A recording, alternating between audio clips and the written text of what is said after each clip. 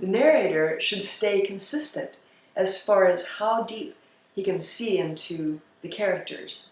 So if he can see into some characters that far, you have to let him stay at that level the whole way through. So he can't just suddenly later see that far into the characters or only see that far.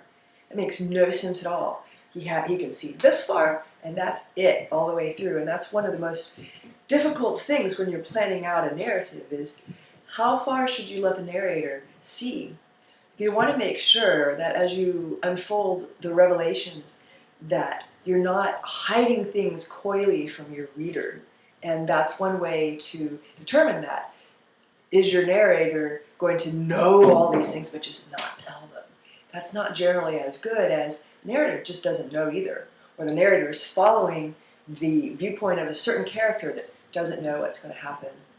And then the reader doesn't feel tricked, and it becomes an exciting thing to watch this unfolding of the revelations.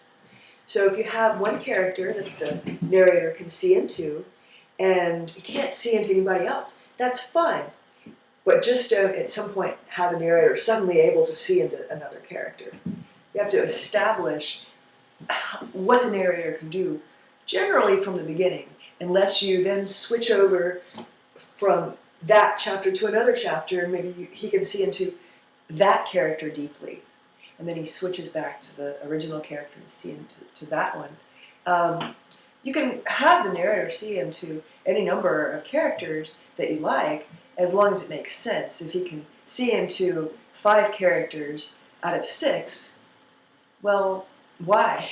You have to have some reason why that would be. Maybe these 5 are from the town, and that 6th one is from over the seas, and the narrator just is foreign to that. It could be done. There just needs to be some kind of logic to it.